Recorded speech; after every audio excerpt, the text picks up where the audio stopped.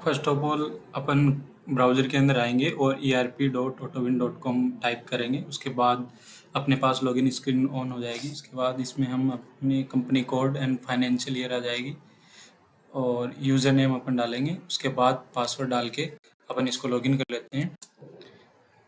Login के बाद अपने पास जितनी भी ब्रांचेज है वो शो हो जाएंगी। सिलेक्ट ब्रांच कर लेना जो भी अपनी लॉगिन की ब्रांच रहेगी। उसके बाद अपने पास ये पेज शो होगा। उसके अंदर अपन साइड बार के अंदर जाके पेरोल में क्लिक करेंगे। पेरोल पे क्लिक करने के बाद रिक्रूटमेंट प्रोसेस आज हम समझेंगे। तो रिक्रूटमेंट प्रोसेस के बारे में आपको बताता हूँ। रिक्रूटमेंट प्रोसेस में बेसिकली ये क्रिएट जॉब ओपनिंग होता है, क्रिएट रजिस्ट्रेशन फॉर्म होता है, रिज्यूमे बैंक, शॉर्टलिस्ट, ऐसे मतलब छोटे छोटे अपने पास मॉड्यूल है। उस टाइप से स्टेप बाय स्टेप अपन इन सबको समझेंगे। पहले मैं इसका प्रोसेस फ्लो बता देता हूँ कि ये कैसे काम करेगा। फर्स्ट में रिक्रूटमेंट प्रोसेस के अंदर अपन क्रिएट जॉब ओपनिंग करेंगे। क्रिएट जॉब ओपनिंग के अंदर फर्स्ट में जो भी अपने पास कैंडिडेट आता है उसके जो name, mobile number and email और लोकेशन टाइप अपन करके अपन छोटा सा डाटा सेव करेंगे। उसके बाद उसके पास कैंडिडेट रजिस्ट्रेशन फॉर्म होता है और इसको हम सबको एक एक करके समझेंगे। अभी ये प्रोसेस फॉलो है, इस टाइप से अपना काम करता है। और अभी अपन फर्स्ट में क्रिएट जॉब ओपनिंग के अंदर जाएंगे। इसके अंदर टाइप करेंगे candidate name, mobile number, email and designation और ब्रांच कहाँ से अप्लाई कर रहा है वो वाली हम टाइप कर देंगे यहाँ पे। उसके बाद यहाँ से ऐड करेंगे। मैं आपको एक टाइप करके बता रहा हूँ।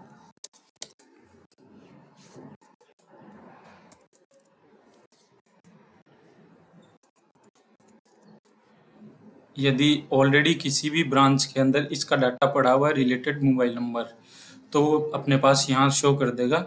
अदरवाइज नहीं पड़ा हुआ तो कुछ भी शो नहीं करेगा। अपन जैसे ब्रांच 1 के अंदर ये डाटा पड़ा हुआ है तो अपन ब्रांच 1 के अंदर इसी मोबाइल नंबर, इसी मेल आईडी से अपन दूसरा कोई भी कैंडिडेट का डाटा क्रिएट नहीं कर सकते, ऐड नहीं कर सकते। अपन दूसरी ब्रांच के अंदर इसका डाटा क्रिएट कर सकते हैं। तो मैं ब्रांच 1 को नहीं लेकर दूसरी ब्रांच से लोग कैंडिडेट रजिस्ट्रेशन करता हूँ।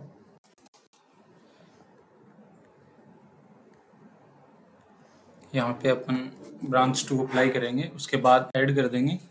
ऐड करने के बाद हमारे पास डाटा सेव सक्सेसफुली का मैसेज आ जाएगा। उसके बाद यहाँ पे अपने पास शो होने लग जाएगा जो भी डाटा है। ये अपना जो डाटा अभी फिल किया था वो वाले डाटा अपने को यहाँ शो होने लग जाएगा।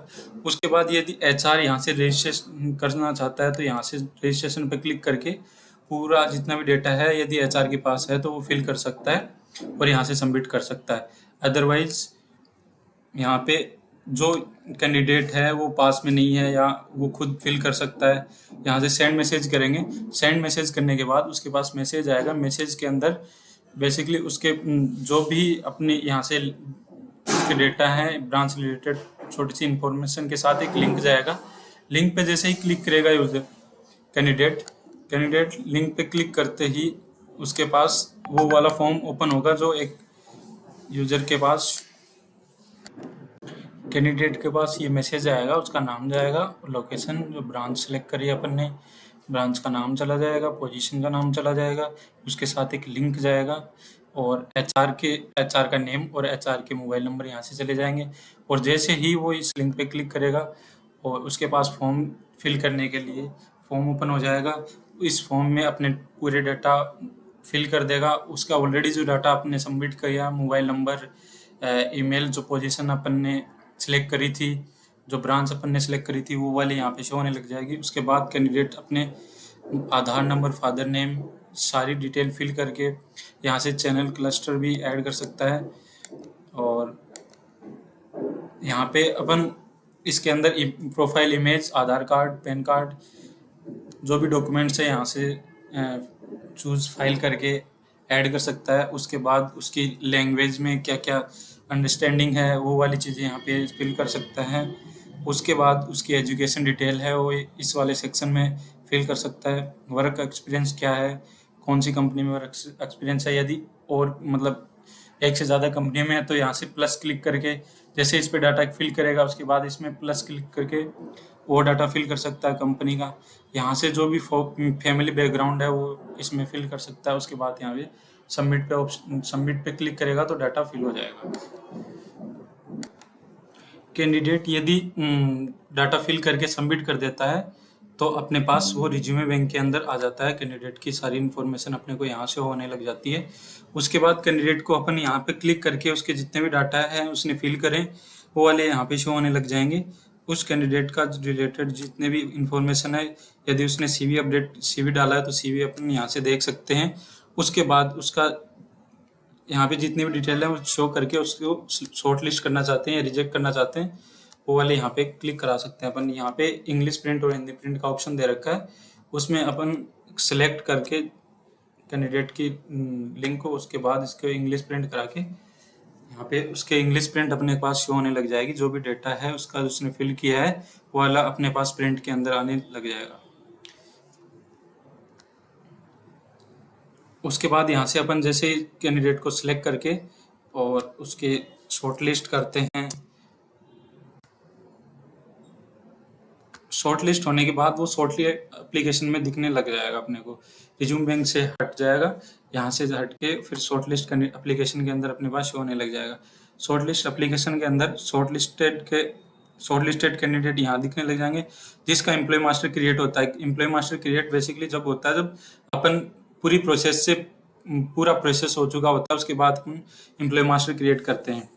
बेसिकली यहाँ शॉर्टलिस्ट हो गया। शॉर्टलिस्ट होने के बाद अपन जैसे इस पे डबल क्लिक करेंगे तो यहाँ पे इंटरव्यूअर उसका शेड्यूलिंग का सिस्टम यहाँ पे 4 इंटरव्यूअर अपन ने बना रखे हैं कि 4 स्टेज तक की इंटरव्यू करा सकते हैं। फर्स्ट स्टेज में अपन जिस इंटरव्यूअर को सिलेक्ट करेंगे, जैसे कि किसी भी अपने जितने भी एम्प्लॉय मास्टर क्रिएटेड हो चुके हैं उनमें से अपन किसी को सिलेक्ट करते हैं और किस डेट को इंटरव्यूअर का डेट फिक्स करनी है वो डेट अपन कर देंगे कि 23 तारीख की, अभी 23/4/2026 की अभी फिक्स किया तो 23/4 टाइम अकॉर्डिंग टाइम, और अपन सेव करेंगे।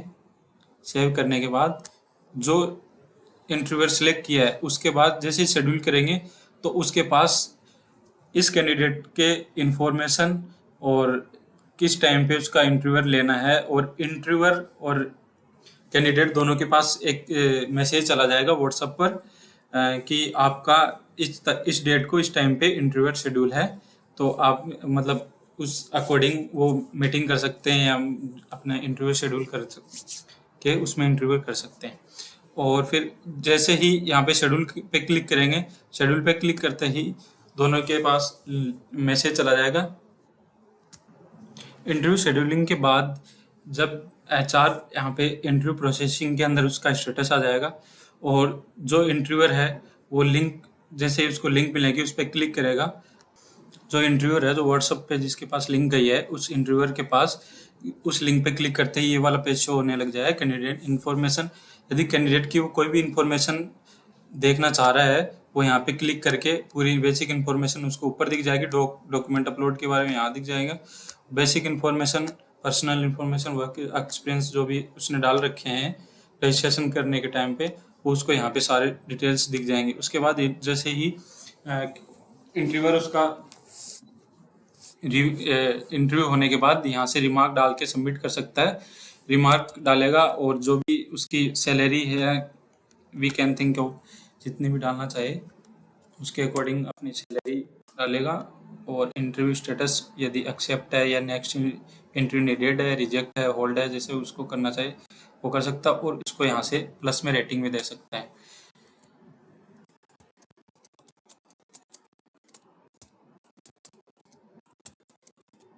रेटिंग देने के बाद यहाँ से सबमिट जैसे सबमिट करेगा उसके बाद उस एचआर के पास इसकी इंफॉर्मेशन चली जाएगी। यदि एचआर इंटरव्यूअर शेड्यूल फर्स्ट उसने किया था उसके बाद इसकी इंफॉर्मेशन यदि देखना चाहिए तो नेम पे डबल क्लिक करेगा इस रो के अंदर, इस रो पे डबल क्लिक करेगा तो उससे जो रिलेटेड जो इंटरव्यूअर ने सैलरी थिंक करी थी वो अपने पास यहाँ दिखाने लग जाएगी। जो रिमार्क डाला था वो यहाँ पे दिखने लग जाएगा। जो एवरेज रेटिंग डाली थी उसकी एवरेज निकल के जो रेटिंग आ रही है वो यहाँ पे शो होने लग जाएगी और जो भी रेटिंग उसने दी है वो अपने पास यहाँ पे रेटिंग डिटेल भी होने लग जाएगा। उसके अकॉर्डिंग एचआर यदि नेक्स्ट करना चाहे तो इंटरव्यूअर सेकंड यहाँ से शेड्यूल कर सकता है और वही डेट वही प्रोसेसिंग रहेगी सेम और उसके बाद यदि एचआर ये लास्ट एक्सेप्टेड फर्स्ट इंटरव्यूअर को ही लास्ट करना चाहे, उसके बाद यहाँ से सिलेक्ट कर सकता है उस कैंडिडेट को, रीजन डाल के सिलेक्ट करेगा जैसे ही, तो उसके बाद ये कैंडिडेट सिलेक्टेड हो गया है।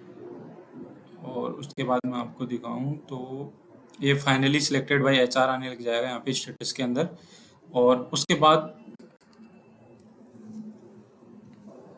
अपने यहाँ पे राइट जैसे ही अपन सिलेक्ट करेंगे उसके बाद अपने पास होम विजिट वेरिफिकेशन का एक ऑप्शन शो होगा। इसके अंदर यदि होम विजिट वेरिफिकेशन किसी ने एचआर ने किसी ने किया है तो होम फैमिली बैकग्राउंड का यहाँ पे स्टेटस डाल सकता है। और उसके बाद यहाँ से सेव करके फिर इसका क्रिएट एम्प्लॉय मास्टर यहाँ से अपन कर सकते हैं। जिस कैंडिडेट को सिलेक्ट कर लिया गया है उसका क्रिएट एम्प्लॉय मास्टर यहाँ से डायरेक्टली अपन पास हो जाएगा। उसके जिस ये एम्प्लॉय कोड हो गया, डेट ऑफ ज्वाइनिंग, डेजिग्नेशन अपन चेंज करना चाहे तो कर सकते हैं। डिपार्टमेंट यहाँ से सिलेक्ट कर लेंगे, रीजन सिलेक्ट करेंगे, उसके बाद क्रिएट एम्प्लॉय मास्टर पर क्लिक करेंगे। जैसे ही क्रिएट एम्प्लॉय मास्टर पे क्रिएट करेंगे तो अपने पास एम्प्लॉय मास्टर का पेज शो होने लग जाएगा और एम्प्लॉय मास्टर उसका क्रिएट हो जाएगा। उसके बाद अपन एम्प्लॉय मास्टर में यदि उसकी डिटेल्स डालना चाहें, बेसिक इन्फॉर्मेशन इसमें डाल सकते हैं, पर्सनल इन्फॉर्मेशन, सैलरी डिटेल डाल के यहाँ से अपडेट कराएंगे।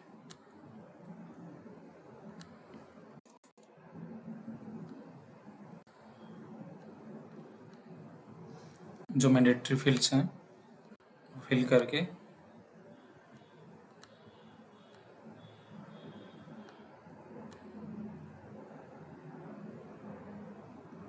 Thank you everyone.